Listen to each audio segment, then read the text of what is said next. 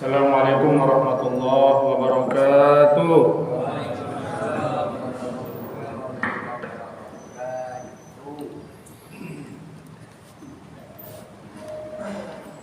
Alhamdulillah wa bihi nasta'in. Alhamdulillahi rabbil alamin wa bihi nasta'in ala umuri dunya waddin. Asyhadu an la ilaha illallah wahdahu la syarika lah wa asyhadu anna sayyidina Muhammadan abduhu wa rasuluh khaliluhu wa safiyuh addal amanah wa balagha risalah wa nasaha al-ummah wa jahada fi sabilillahi haqqa jihadih wa tarakana ala mahajjatil bayda lailuha kanahariha la yaziru anha illa halik. Sudah la ilaha illallah Allahumma shalli ala sayyidina Muhammadin wa ala alihi wa sahbihi ajma'in. Amma ba'du fa ya ibadallah usikum wa ya nafsi bi taqwallah wa ta'atihi la'allakum tuflihun. Bapak-bapak, ibu-ibu, apa kabar? Alhamdulillah.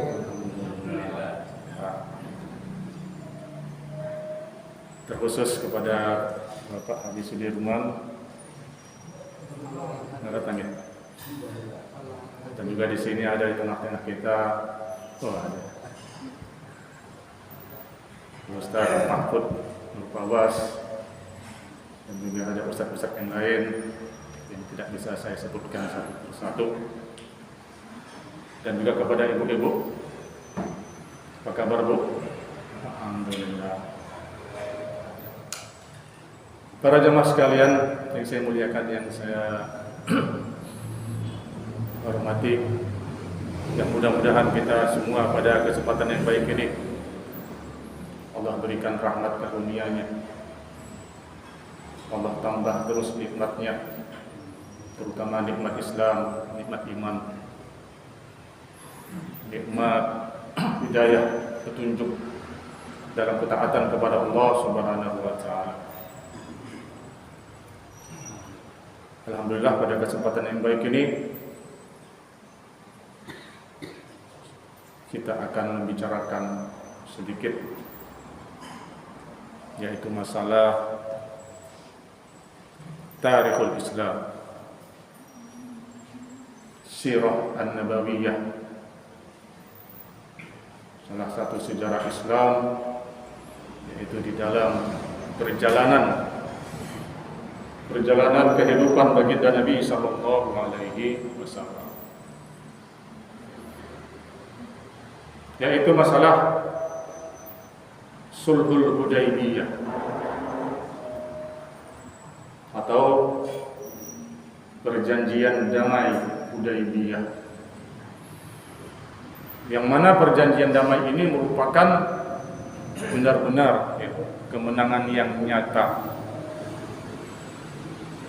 Dalam Al-Quran, surah Al-Fath itu yang sering kita dengar, A'udzubillahi minasyaitonirrajim, Bismillahirrahmanirrahim, Inna fatahna laka fathan mubina, yaitu adalah berhubungan dengan Sulhul Hudaybiyah ini, dan turunnya juga bertepatan dengan peristiwa perjanjian damai Hudaybiyah ini. Terkadang kita menyangka Inna fatahna laka fathan mubina ini turunnya ketika Fathu Makkah. Ya, salah. Itu turunnya ketika perjanjian damai Hudaybiyah ini. Semua ahli tafsir mengatakan demikian.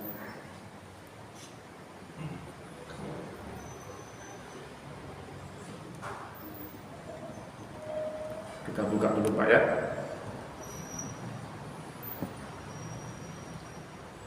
Hudaybiyah ini adalah merupakan sebuah tempat ya, yang di situ ada dulu lokasinya, ada sumur yang berjarak sekitar 22 km dari kota Makkah.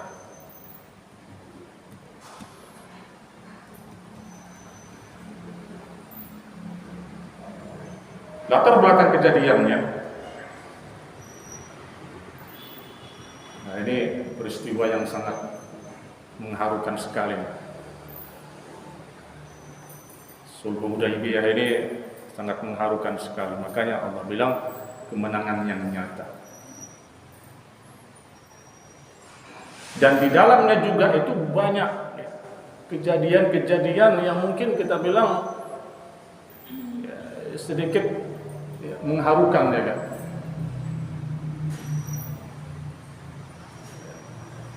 Nanti ada pas di akhir-akhir nanti. Kejadiannya ini terjadi pada bulan Dzulqa'dah. Dzulqa'dah, Dzulhijjah, Muharram, Safar, tahun ke-6 Hijriah. Nanti tidak berselang 3 bulan setelah itu, Rasulullah dan para sahabat mendatangi Khaybar. Nah, ini dia. Itu markasnya orang Yahudi. Kekuatan terakhir Yahudi itu di Khaybar. Setelah Hudaybiyah inilah terbuka semua itu, Pak, para jamaah sekalian. Perang Khaybar, Ghazwatul Khaybar, terus setelah itu bulan tahun ke-7 akhirnya mereka bisa melaksanakan yang namanya umrah qadha, ya kan? Karena pada tahun ini tidak bisa, tahun ke-7 umrah lagi namanya umrah qadha. Tahun ke-8 itulah puncaknya juga Fatu Makkah. Tahun ke-9, tahun ke-10 Haji Wada. Nah, ini tonggaknya ini ya perjanjian Hudaybiyah ini. Inilah sangat istimewanya ya. Nanti dari segi poin-poinnya juga itu sangat istimewa. Dari segi latar belakangnya itu kejadian ini sangat istimewa. Setelah itu juga sangat istimewa. Bagaimana para sahabat pada waktu itu ya manusiawi ya, mereka membantah Rasulullah SAW. Mereka tidak mau memotong hewan hadiunya gitu kan. Tidak mau mencukur rambutnya, diperintah oleh Nabi. Ibaratnya kalau bahasa kita apa namanya, kesal gitu ya, ngambek. Nah itu. Tetapi bagaimana Rasulullah ya, sebagai seorang pemimpin itu dengan kecerdikannya, kecerdikannya, dengan kesabarannya. Nah, ini. Para jamaah sekalian yang dirahmati Allah Subhanahu wa taala, ini latar belakangnya ini bahwasanya Rasulullah bermimpi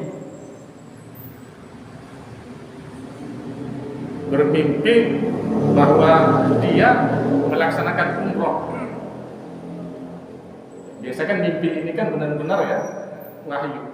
Nah, di sini juga protes para sahabat nanti.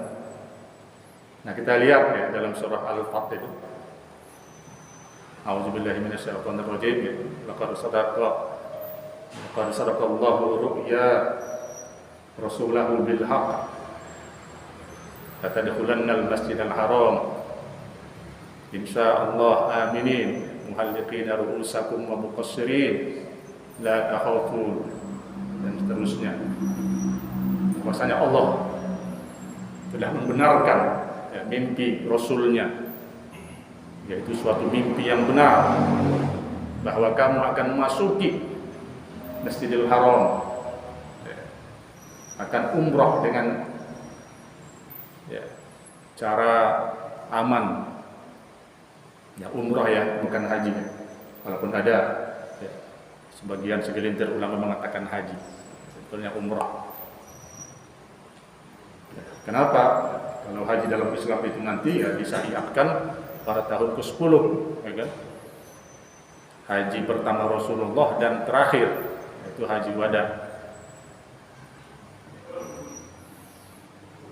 Nah, mimpi Rasulullah itu diterangkan kepada para sahabat.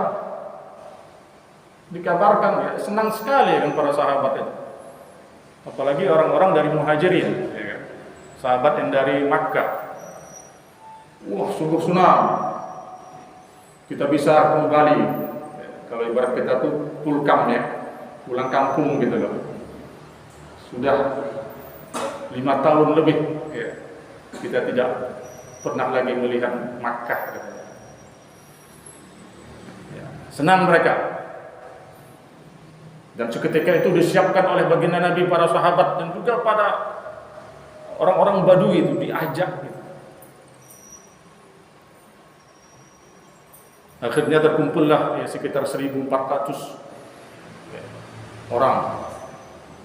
Nah ini juga mengajak ini banyak alasan orang-orang munafikun, orang-orang badui, orang-orang pelosokan itu kalau kita bilang itu. Banyak alasan mereka tidak menghendaki, tidak mau ikut.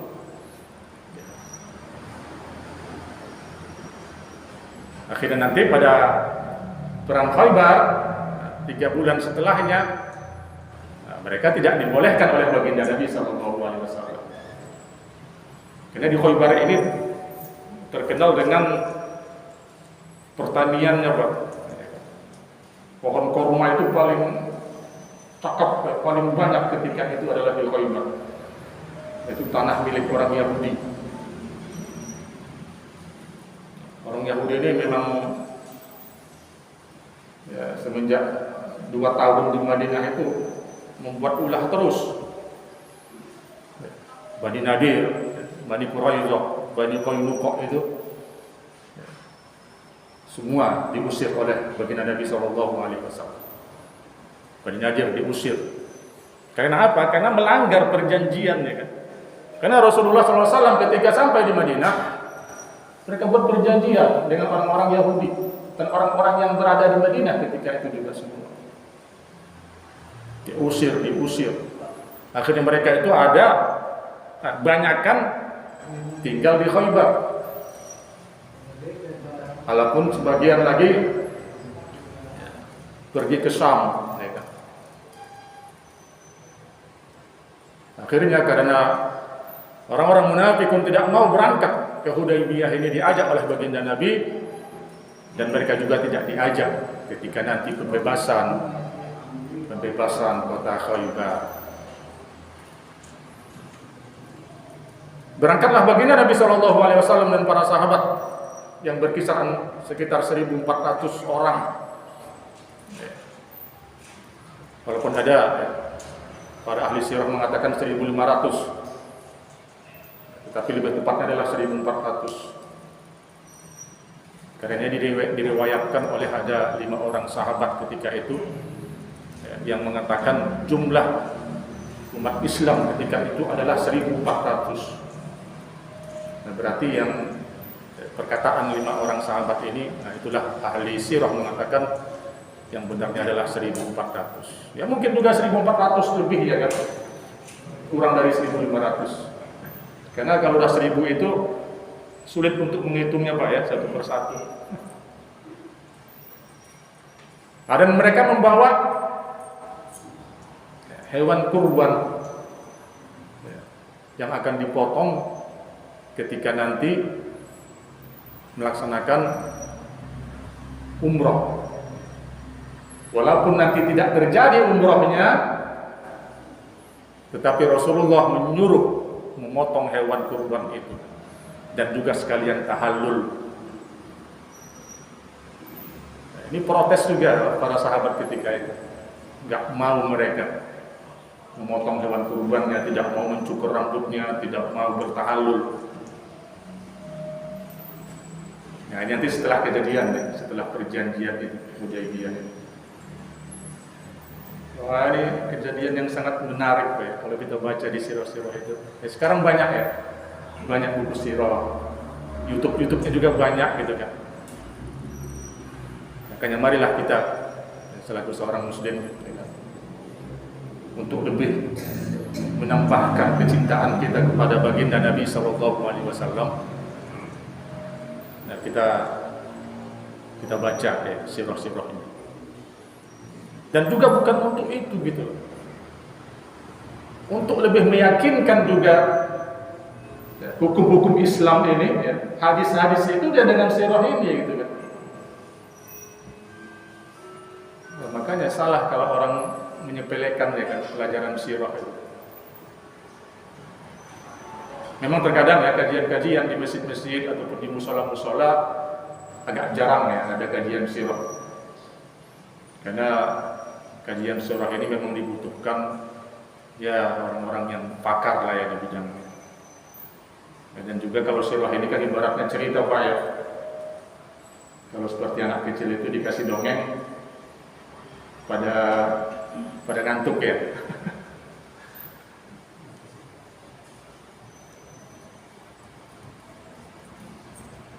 Nah, ketika mereka berangkat umrah ini, rencana umrah yang pertama, sesampainya di Zulhulaifah. Nah, ini kalau sekarang ini miqat ya. Ini ada Bang Imam ini. Bang Iman yang habis umrah dia. Mabruk ya. Mabrur Bang Iman ya. Nah, kan ada miqat itu Pak ya. Itu di luar ya, kawasan haram gitu kan. Sebelum kita haji, sebelum kita umrah itu harus niat ya, niat umrah, niat haji di situ ya. Nah, sesampainya mereka di Zulhulaifah namanya, mereka dihadang oleh pasukan orang kafir Quraisy. Ya, mereka tidak setuju, tidak mau, kok bisa enak-enaknya aja masuk ke Makkah ya kan? Tanpa izin gitu kan. Yang mana kita ketika itu di Khandaq ya, di perang Khandaq, perang Ahzab, kita diluluh lantahkan ya, ibaratnya gitu ya. Kita kalah menghadapi orang-orang Muslim di Madinah. Seenaknya aja ingin umrah, ingin masuk ke kota Makkah. Karena kejadian ini setahun setelah perang Khandaq, perang Ahzab, perang yang sangat besar sekali itu. Kalau kita bilang perang koalisi, Pak. Perang Khandaq itu perang koalisi. Orang kafir Quraisy berkoalisi dengan orang-orang Yahudi yang ada di Madinah. Ditambah dengan orang-orang munafiqun. Dalam surah Al-Ahzab itu diterangkan itu, ada berapa ayat. Ini orang munafik ini dari dulu Pak ya. Tapi sekarang ada nggak orang munafik? Banyak ya kan. Munafik i'tiqad namanya. Mereka beragama Islam, tetapi mereka tidak senang dengan Islam. Mereka beragama Islam, tapi tidak senang dengan syariat Islam. Dengan nama-nama yang berlabel-label Islam itu mereka tidak senang. Itu munafik itu dari dulu. Dari Padang Badar, ada nggak orang munafik? Ada. Perang Uhud juga, yang 300 orang itu akhirnya tidak jadi ikut. Yang itu adalah melemahkan orang-orang muslimin pada waktu itu. Perang Khandaq juga jelas ya. Semua itu ada diterangkan di dalam Al-Quran. Kalau perang Uhud itu dalam surah Ali Imran. Perang Badar itu dalam surah Al-Anfal. Masuk nanti ke perang Mu'tah, ke perang Tabuk. Itu juga orang-orang munafik. Ini ganjalan ini munafik ini selama Islam ini ada, orang munafik terus. Di negara kita ada nggak orang munafik? Banyak. Nah akhirnya karena dihadang para jemaah sekalian di Zulhulaifah dengan Khalid bin Walid juga nih. Sahabat yang mulia ini, Khalid bin Walid ini nanti masuk Islamnya setelah perjanjian Hudaybiyah ini. Yang mana ketika itu perang Badar, dia ikut kaum kafir Quraisy memerangi umat Islam. Perang Uhud juga dia ikut memerangi umat Islam. Perang Khandaq juga dan perang-perang yang lain ikut memerangi umat Islam. Tetapi setelah sulh Hudaybiyah ini, nanti di perang Mu'tah, di perang Tabuk, dari perang Mu'tah dulu ya kan. Wah dia menjadi benar-benar. Setelah gugurnya ada 3 orang ya, pemimpin pasukan orang Muslim, dia dipilihlah sebagai pemimpin pasukan ketika itu di perang Mu'tah, di perang Tabuk. Berlanjut terus zaman Khalifah Abu Bakar radhiyallahu anhu, zaman khalifah juga Umar bin Khattab. Itu Khalid bin Walid yang digelari dengan Sayyidullah, ya, pedangnya Allah. Dia masuk Islam ketika selesainya Sulh Hudaybiyah ini, perjanjian Hudaybiyah. Akhirnya mereka karena dihadang di Zulhulaifah. Ini riwayatnya panjang sebenarnya ini. Rasulullah sebelum dihadang itu Rasulullah mengutus mata-mata juga ke Makkah. Aman tidak kan begitu banyak. Akhirnya dihadang, mata-mata itu kembali ke kaum muslimin. Akhirnya Rasulullah merubah rute perjalanannya dari Zulhulaifah ke Hudaybiyah. Nah, disinilah kejadian nanti perjanjian itu. Hudaybiyah dekat sumur ini. Yang mana mereka sampai Hudaybiyah dalam riwayat yang lain juga, kisah yang lain. Para sahabat kehabisan air minum. Ya, akhirnya Rasulullah SAW menyuruh memukulkan tongkatnya. Di Hudaybiyah ini akhirnya terpancarlah air minum, mata air, sehingga para sahabat bisa minum sepuasnya ketika itu. Para jamaah bapak-bapak, ibu-ibu yang saya hormati, ini tulisan saya ini atau kajian saya ini lebih banyak saya ambil dari buku Ar-Rahiqul Makhtum. Ar-Rahiqul Makhtum. Ya, ini buku karangan Safiur Rahman Al-Mubarakfuri. Nah, itu terkenal itu bukunya itu Pak. Banyak sebenarnya buku-buku sirah itu. Ya, Sirah Ibnu Hisham, ya, atau sirah itu yang ada di masjid ini, ya, juga sering saya baca juga itu ada di atas. Ya, saya lupa nama pengarangnya. Ya, banyak sekarang buku-buku sirah yang bisa kita baca. Ya, mungkin kalau kita malas baca ya tinggal buka YouTube ya kan. Ya, cari orang-orang yang benar-benar ahli sirah di situ ya kan. Seperti Ustaz Khalid Basalamah ya kan. Seperti Ustaz Budi Ashari. Nah, itu ahli sirah semua Pak. Ada lagi Ustaz sekarang ini Andi Sobari ya kan. Andi Sobari benar-benar ya. Dan asik ya. Kalau kita mempelajari sirah itu sangat asik. Akhirnya sampai di Hudaybiyah. Nah, datanglah orang-orang Quraisy ini. Begitu juga untuk menghadap puluhan pemuda datang ke Hudaybiyah untuk menghadang para sahabat dan Rasulullah SAW. Rasulullah menangkap mereka dan membebaskan. Ya, dibebaskan oleh Rasulullah. Ini diterangkan juga dalam surah Al-Fath.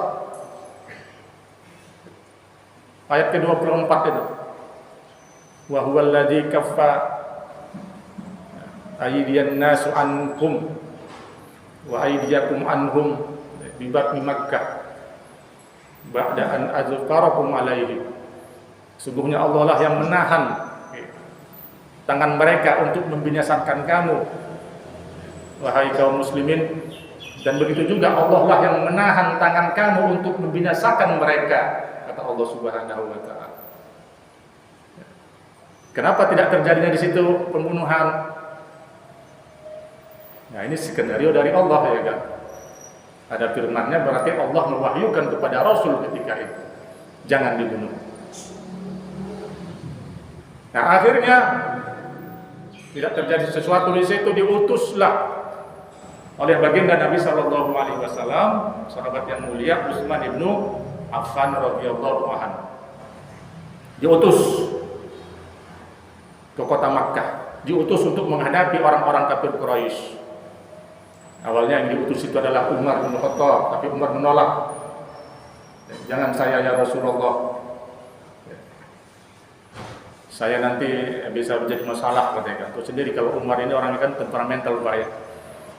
Akhirnya diutuslah Utsman bin Affan. Nah, karena Utsman ini keluarganya termasuk orang-orang yang pembesar, termasuk juga Abu Sufyan ya, bin Harb. Abu Sufyan ini kan keluarganya Utsman bin Affan, Muawiyah bin Abi Sufyan, itu dari keluarganya Utsman bin Affan radhiyallahu anhu. Diutuslah lama Utsman bin Affan di tempatnya orang kafir Quraisy, tidak pulang-pulang. Sehingga tersiarlah di situ kabar bahwa Utsman dibunuh. Akhirnya Rasulullah SAW mengumpulkan para sahabat. Nah, di situ mereka tuh berbaiat, namanya Baiatur Ridwan. Nah, ini Baiat Ridwan ini adalah salah satu terjadinya ketika Sulh Hudaybiyah ini. Ya, kalau Baiat itu kita kenal juga Pak ya, ada Baiat Aqabah ya kan. Baiat Aqabah 1, Baiat Aqabah 2, itu Baiat sebelum Nabi kita Muhammad hijrah ke Madinah. Nah, di baiat orang-orang Madinah ketika itu yang datang ke Makkah, itu namanya Baiatul Aqabah. Nah, ini Baiatul Ridwan di bawah pohon ini. Kenapa dinamakan Ridwan? Ini juga sesuai dengan ayat, ya kan? Nah, dalam surah Al-Fath juga ayat ke-18. Laqad radiyallahu 'anil mu'minin idh yubayyi'unaka tahta asy-syajarah fa'alima ma fi qulubihim fa'anzala as-sakinata 'alaihim wa asabahum fathan qariba. Apa isi baiatnya? Bahwa mereka setia kepada Rasulullah SAW dalam keadaan apapun sampai mati. Karena sudah geger ini Pak, isunya Utsman ini dibunuh ini di Makkah ini, ya tidak kembali sehari dua hari itu sudah geger. Wah, ini kalau Utsman bin Affan benar-benar dibunuh oleh kafir Quraisy, tidak ada kata lain. Kita serbu, kita serang. Rasulullah itu kalau satu orang dibunuh oleh musuh Islam, wah dia marah sekali Pak. Pengusiran Bani Qainuqa juga itu kan adanya seorang muslimah diganggu, seorang muslim juga dibunuh di pasar itu, tidak ampun kata Rasulullah. Rasulullah langsung serang. Apalagi Utsman bin Affan merupakan sahabat yang mulia, mantunya Rasulullah SAW, ya kan? Dua orang putrinya itu dinikahkan dengan Utsman bin Affan.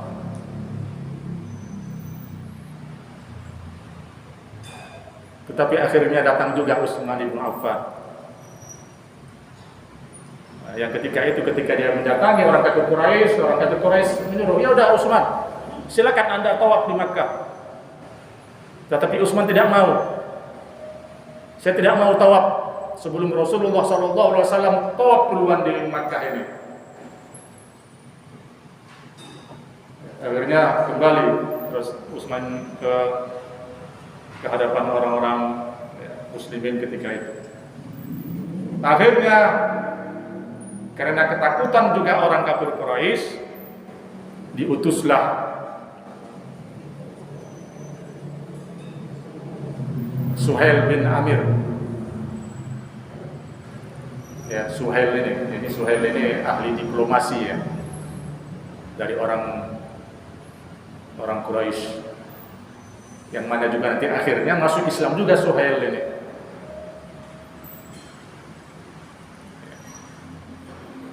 Diutuslah Suhail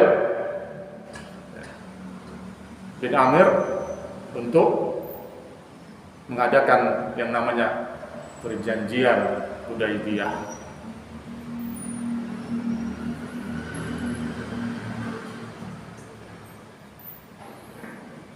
Dan dari orang kaum muslimin diutuslah Ali bin Abi Thalib. Rasulullah mengutus Ali bin Abi Thalib radhiyallahu anhu. Suhail dari kelompok kafir Quraisy, dari kelompok muslimin adalah Ali bin Abi Thalib. Nah, ini juga ketika hendak ditulisnya perjanjian ini, ada juga kejadian yang sangat menarik. Ali menuliskan di situ Bismillahirrahmanirrahim, ya, sebelum perjanjian itu. Dibantah oleh Suhail. Saya tidak setuju dengan kata Bismillahirrahmanirrahim. Walaupun kita percaya dengan Allah, kata orang kafir Quraisy itu, tetapi Ar-Rahman Ar-Rahim itu tidak ada kata-kata dalam kita, dalam orang kafir Quraisy. Diganti kata-kata dari Bismillahirrahmanirrahim, diganti menjadi Bismillahi Allahumma, dengan nama Allah aja. Orang kafir itu tidak mau, Quraisy itu Ar-Rahman Ar-Rahim itu tidak mau. Kesal Ali bin Abi Thalib, melapor kepada baginda Nabi. Biarin, kata baginda Nabi. Begitu juga di akhirnya itu ada kata-kata bin Muhammad Rasulullah sallallahu alaihi wasallam. Tetapi tidak mau juga di Suhail ini. Kita tidak mau ada kata-kata itu, katanya. Tulis saja min Muhammad bin Abdullah, dari Muhammad anaknya Abdullah.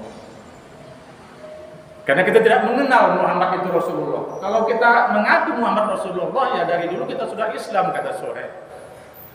Nah, ini Ali bin Abi Thalib tidak mau menghapus kata-kata itu. Dia melapor kepada baginda Nabi. Apa kata baginda Nabi? Hapus, saya tidak mau ya Rasulullah. Karena kita mengakui Anda itu sudah utusan Allah, gitu kan.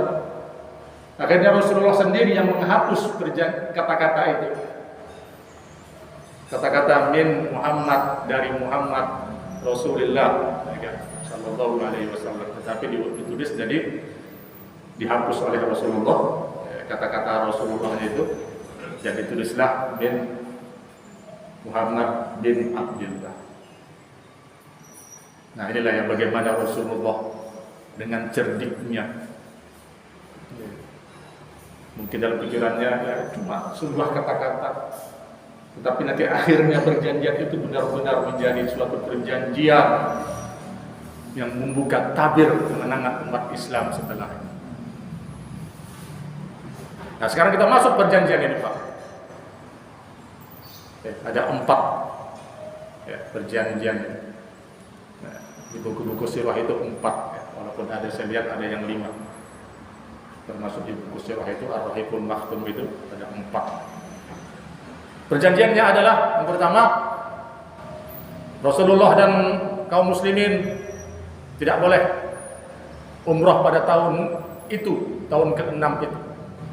Bolehnya tahun depan, tahun ke-7.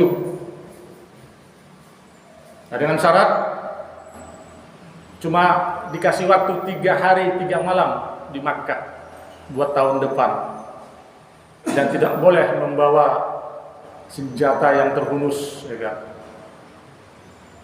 Pedang juga harus dimasukkan ke sarungnya. Itu tahun depan bolehnya. Yang kedua, gencatan senjata selama 10 tahun antara kedua belah pihak. Tidak boleh berperang antara kaum muslimin dan orang kafir Quraisy. Tetapi dengan orang Yahudi ya nggak masalah, ya kan? Karena perjanjiannya bukan dengan orang Yahudi. Perang Khaybar itu tahun ke-7 itu. Yang ketiga,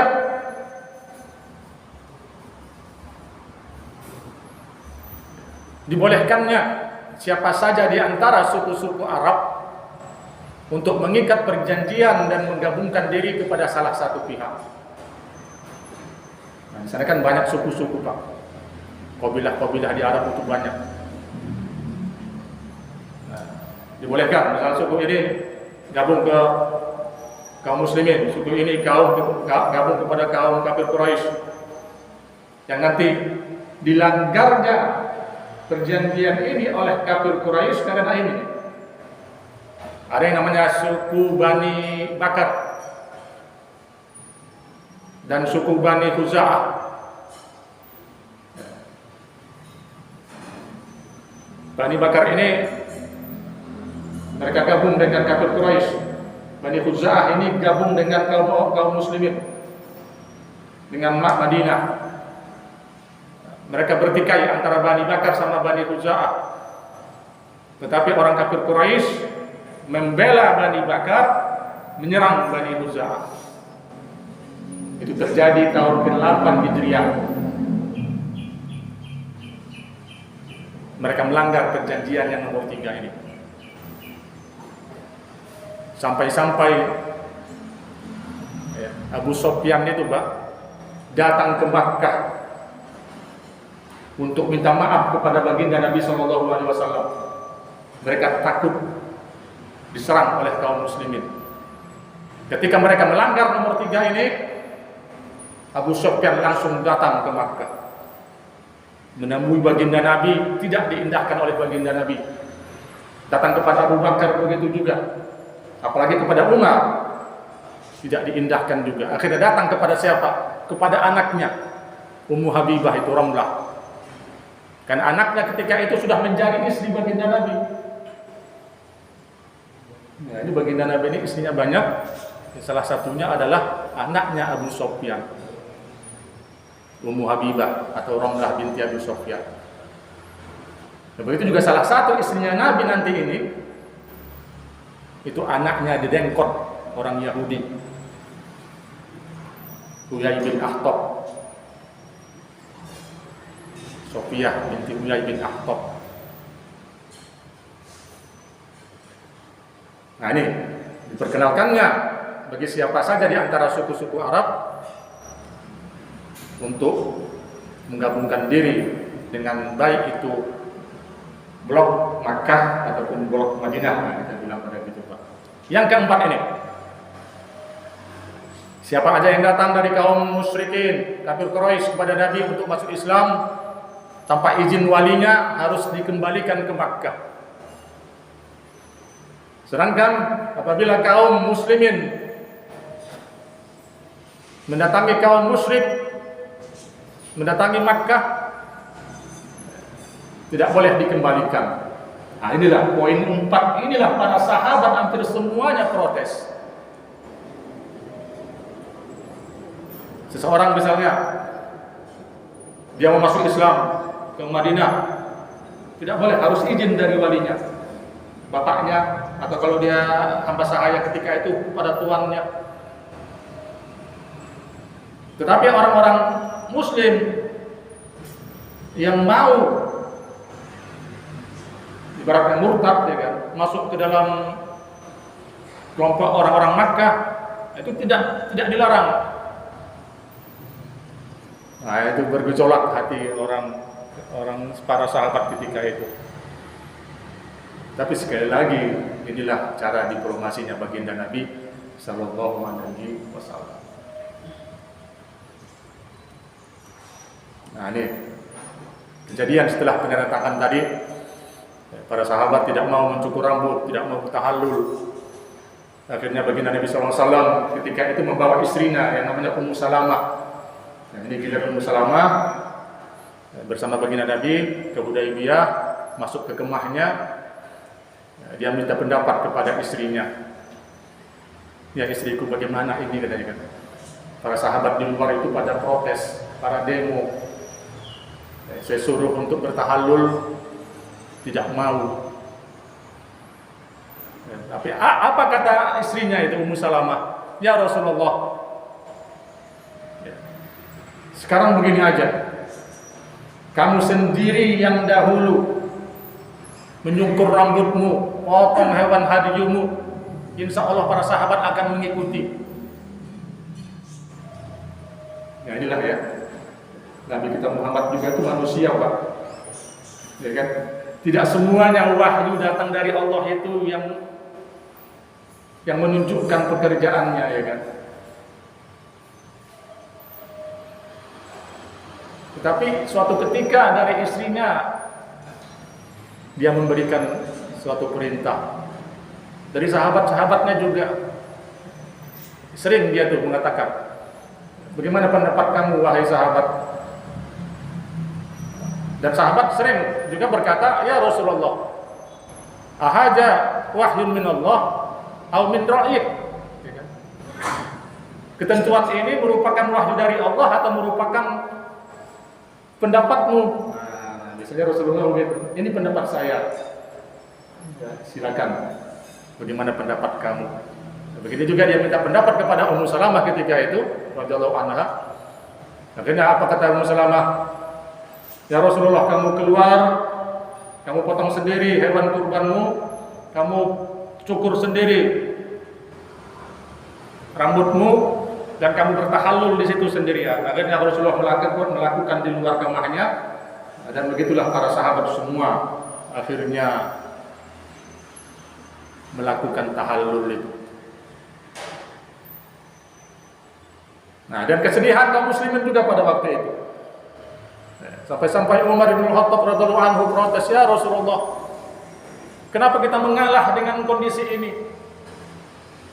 Kita pertama-tama mengalah, kita tidak jadi umrah, sedangkan ada wahyu dari Allah Subhanahu wa taala yang mengatakan kita umrah pada tahun ini. Kenapa kita tidak umrah? Terus kenapa perjanjian ini sangat berat sebelah?" Apa kata baginda Nabi? Ya, turunlah ayat ini nih.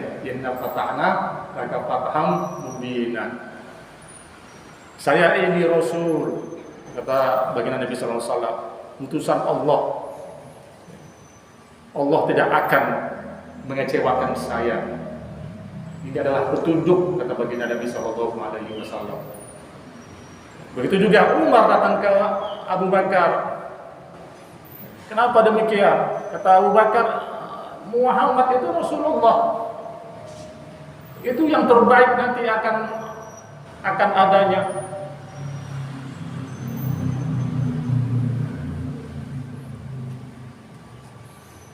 Ya, setelah kejadian itu, Islamlah beberapa orang, sahabat mulia juga akhirnya, seperti Khalid bin Walid, ya kan, Amr bin As, itu berbarengan itu. Amr bin As ini kita ketahui sahabat yang mulia, dan dia akhirnya jadi gubernur ya di Mesir. Khalid bin Walid dan Utsman bin Tolhah. Setelah itu Rasulullah mulai mengirim surat-surat kepada raja dan penguasa pada waktu itu setelah kejadian Hudaybiyah ini. Dan juga setelah itu Rasulullah dan para sahabat menuju Khaybar untuk membebaskan Khaybar dari orang-orang Yahudi. Nah, ini sekarang ini Pak, hikmah dari perjanjian Hudaybiyah ini. Ada hikmahnya. Akhirnya para sahabat, para ulama, para ahli sirah, kita juga semua mendapatkan hikmah yang sangat mulia dari perjanjian Hudaybiyah ini. Yang pertama apa hikmahnya? Itu eksistensi kaum muslimin diakui ketika itu. Dan yang penting nih, eksistensi kaum muslimin diakui ketika itu. Walaupun dilarang tahun itu umroh, walaupun ada gencatan senjata 10 tahun, tetapi eksistensi keberadaan kaum muslimin diakui. Kalau dulu kan tidak, Pak. Kaum muslimin itu nggak dianggap oleh orang-orang kafir Quraisy. Apa itu Muhammad dan kawan-kawannya?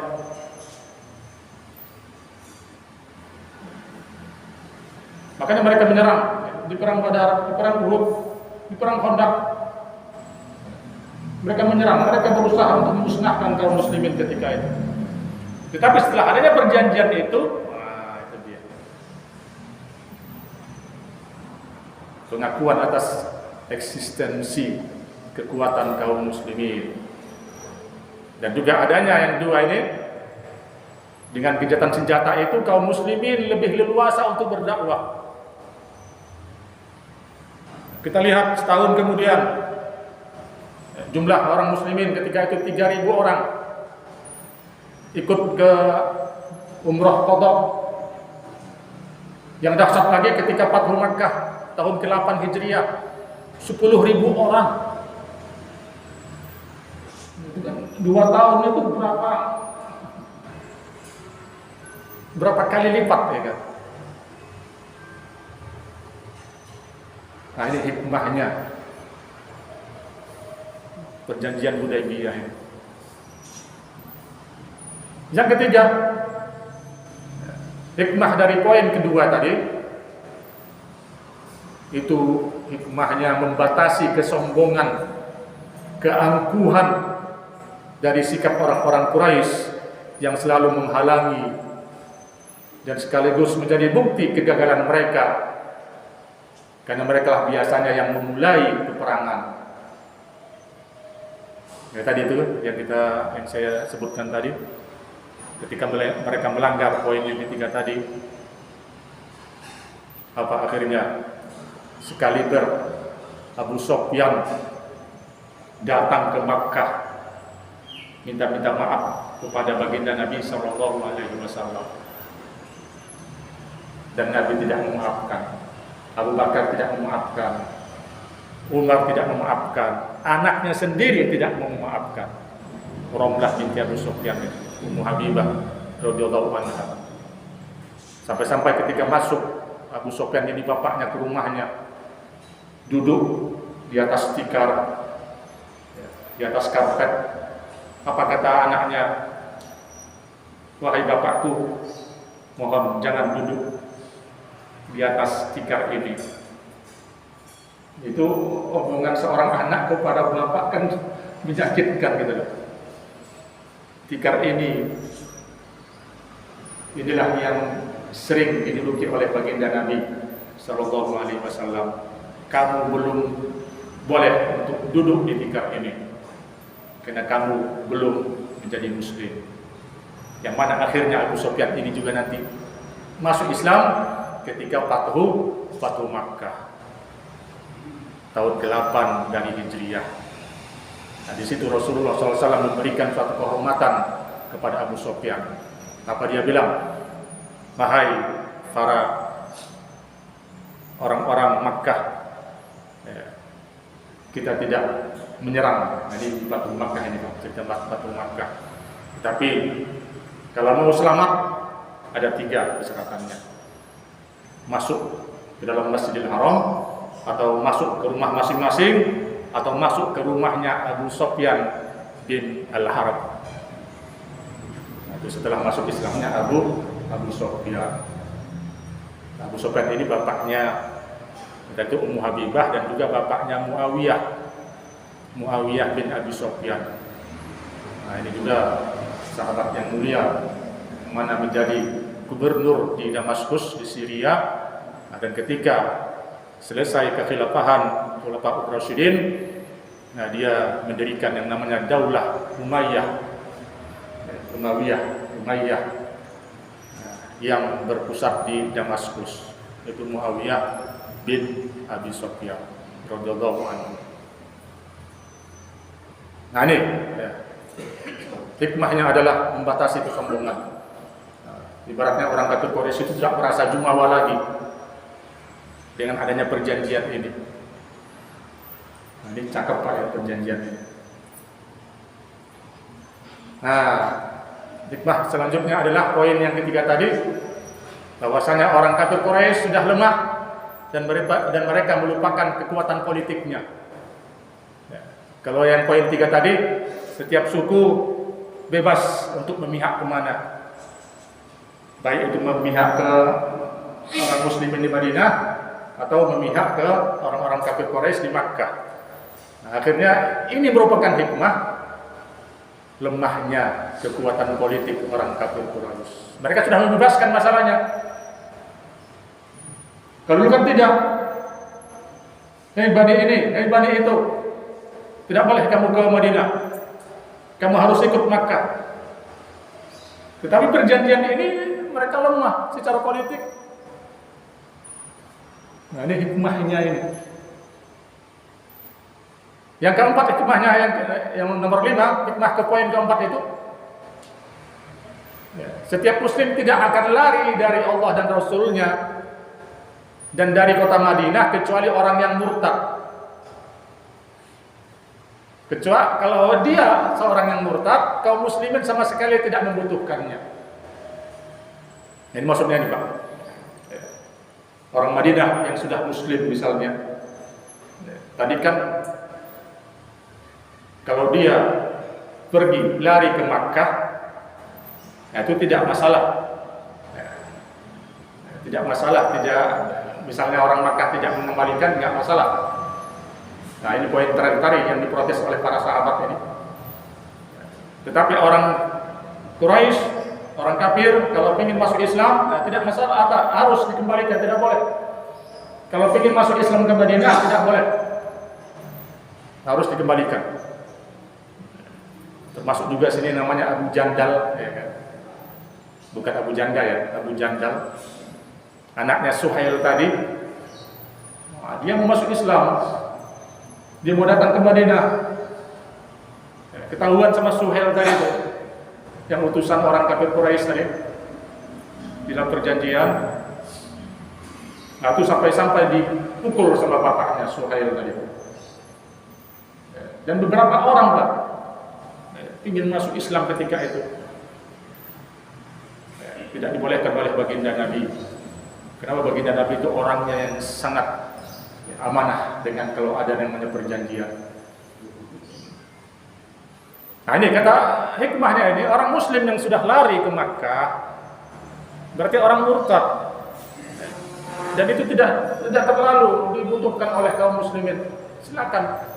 Dan itu kejadiannya cuma sedikit, ya. Hampir tidak ada. Kenapa?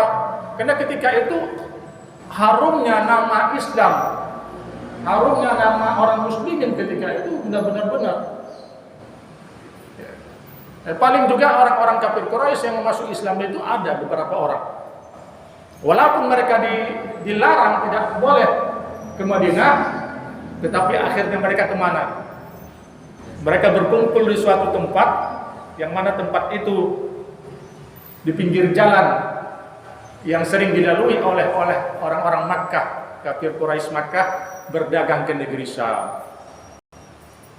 Ya, mereka kumpul di situ, akhirnya mereka setiap datang kabilah perdagangan dari Makkah menuju Syam, mereka ganggu.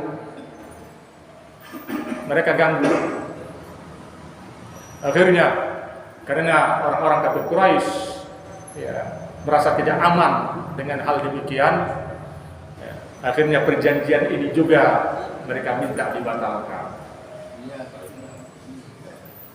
Udah, orang-orang yang mau ke Madinah silakan berangkat ke Madinah, daripada ngumpul di tempat ini mengganggu perjalanan kita, orang-orang kafir Quraisy. Nah, ini poin yang keempat tadi nih Pak, yang sangat krusial ya kan, yang sangat diprotes oleh orang-orang kaum muslimin pada waktu itu, pada sahabat radhiyallahu anhum ajma'in. Ya, ini sekilas yang bisa kita utarakan pada kesempatan yang baik ini. Karena bagaimanapun sejarah Islam ini sejarah yang harus kita ketahui selaku seorang muslim, dan kita harus kita ingat adalah Sulh Hudaybiyah ini. Perjanjian Hudaybiyah ini merupakan suatu tonggak daripada tonggak yang lainnya kemajuan umat Islam sampai saat ini. Setelah itu dengan mudahnya Rasulullah SAW, Fathul Makkah, pembebasan kota Makkah, dengan mudahnya Rasulullah SAW menundukkan Khaybar, dengan mudahnya Rasulullah SAW itu nanti menuju untuk pembebasan Syam, ya kan, kepada Romawi di perang Mu'tah, begitu juga perang Tabuk. Itu semua merupakan tonggak daripada perjuangan ataupun kemajuan umat Islam yang sangat kita dambakan ini. Ini yang bisa saya sampaikan. Kurang lebihnya mohon dimaafkan. Wa akhirul kalam wa afu minkum. Wallahu al-muwaffiq ila aqwamit thoriq. Nasrun minallah wa fathun qarib. Tabashshiril mu'minin. Wa akhirul kalam. Assalamualaikum warahmatullahi wabarakatuh.